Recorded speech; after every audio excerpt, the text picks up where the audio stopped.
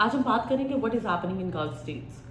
आपको ये समझना पड़ेगा कि गल्फ स्टेट्स की जो सिचुएशन है उसकी वजह से लॉन्गर इम्पैक्ट्स में मुस्लिम डिसयूनिटी बहुत बढ़ जाएगी। वो जो एक टर्म हम यूज करते हैं ना, शिया सुन्नी फसादात या sectarian divide among Muslim countries, उसका ये last nail in the coffin साबित होगा। ईरान के साथ जो रिसेंटली हुआ जिसमें अली खamenei की असैसिनेशन हुई है, उसके बाद ईरान ने अपना एक बदला लेने के लिए, रिवेंज लेने के लिए अमेरिका और इसराइल को अटैक किया है। और ईरान हर उस कंट्री को अटैक कर रहा है जो अमेरिकन स्पॉन्सर्ड है, जहां पर बेसिकली अमेरिकन बैक्ड मिलिट्री है या अमेरिकन मिलिट्री सोल्जर्स और अमेरिकन बेसिस मौजूद हैं। ये ईरान का एक रिवेंज लेने का तरीका है। बट सवाल ये उठता है कि is it justified? Is it justified to kill your Muslim brothers? क्या ये ठीक है? ईरान ने recently Kuwait, Iraq, Qatar, UAE, सऊदीया को अटैक किया है ड्रोन स्ट्राइक्स में, जिसकी वजह से कैजुअलिटीज जो हैं वो बढ़ रही हैं। सिचुएशन बहुत सेंसिटिव हो गई है। People are scared. इसका लॉन्गर इम्पैक्ट क्या होगा? इसका लॉन्गर इम्पैक्ट ये होगा कि ईरान और सऊदीया के दरमियान कभी भी कोलैबोरेशन नहीं हो पाएगी। शिया और सुन्नी स्टेट्स का जो कॉन्फ्लिक्ट है वो कभी खत्म नहीं हो पाएगा। और अगर मुस्लिम यूनिटी नहीं हो पाती तो इसका सबसे ज्यादा एज जो है वो वेस्टर्न स्टेट्स को होगा, और इसका एज होगा वेस्टर्न हेजमनी को, क्योंकि western hegemony can be countered through two mechanisms. One is Muslim hegemony and the other one is obviously the rise of China. अब सवाल ये उठता है कि obviously मुसलमानों को तो उन्होंने डिवाइड कर दिया, और ईरान के जो रिएक्शंस आ रहे हैं उसके थ्रू ईरान के साथ जो एक मिसट्रस्ट है, जो ट्रस्ट डेफिसिट है, वो भी क्रिएट हो गया। दूसरी चीज ये है कि अमेरिका ने एक तीर से दो शिकार कर लिए हैं। इसी वॉर को चलते हुए ईरान ने बेसिकली अपनी जो स्ट्रेट है, विच स्ट्रेट ऑफ हार्मोज, उसको ब्लॉक कर दिया, क्लोज कर दिया, जिसकी वजह से it's going to be a suicide for China, क्योंकि चाइना अपनी ट्रेड के लिए बहुत ज्यादा डिपेंडेंट है स्ट्रेट ऑफ हार्मोज के ऊपर।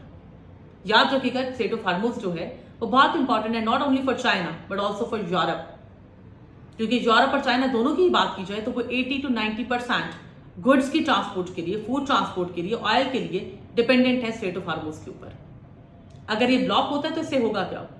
इससे दोबारा से ग्लोबल रिसेशन आएगा। बट वो ग्लोबल रिसेशन का इंपैक्ट कहां पर ज्यादा होगा? Europe and China. Global recession के साथ साथ इकोनॉमिक जो डेवलपमेंट है चाइना की, that is going to be disrupted. तो अमेरिका को तो इस वॉर में सिर्फ गेन ही हुआ है। अली खamenei की असैसिनेशन हो गई, who was against America and Israel. दूसरी, ईरान का जो एक रिएक्शन आ रहा है, जिसकी वजह से वो अपने ही मुस्लिम कंट्रीज को भी अटैक कर रहा है, जिसकी वजह से मुस्लिम कंट्रीज में फ्यूचर में रिफ्ट क्रिएट होगा, that is going to benefit America and obviously Israel. And last but not the least, the blockage of strait of Hormuz, जिसकी वजह से आप चाइना की डेवलपमेंट को काउंटर कर सकते हैं।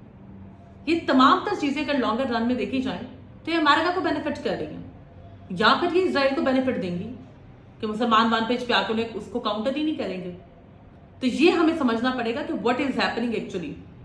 And last but not the least, एक बात याद रखें, ये जो सारी वॉर है जिसके बारे में सो कॉल्ड क्लेम किया जा रहा है it's a world war 3, no it's not. This century belongs to economy. So this is the war which basically belongs to the world war of economy. ये वर्ल्ड वॉर ऑफ इकोनॉमी है, ये world war of energy खेली जा रही है आपके साथ। It's not world war 3, it's not a nuclear weapon war. कोई भी ऐसा कंट्री डायरेक्टली इंगेज ही नहीं है इसमें। और अमेरिका ने अगर न्यूक्लियर वेपन्स का यूज करना होता तो मुझे बताएं कि वो 20 ईयर्स तक अफगानिस्तान में रहे हैं, वहां तो उन्होंने न्यूक्लियर बम नहीं गिराया। It's basically worse than nuclear war because it's a economic war, economic world war. Let's see कि आगे क्या होता है।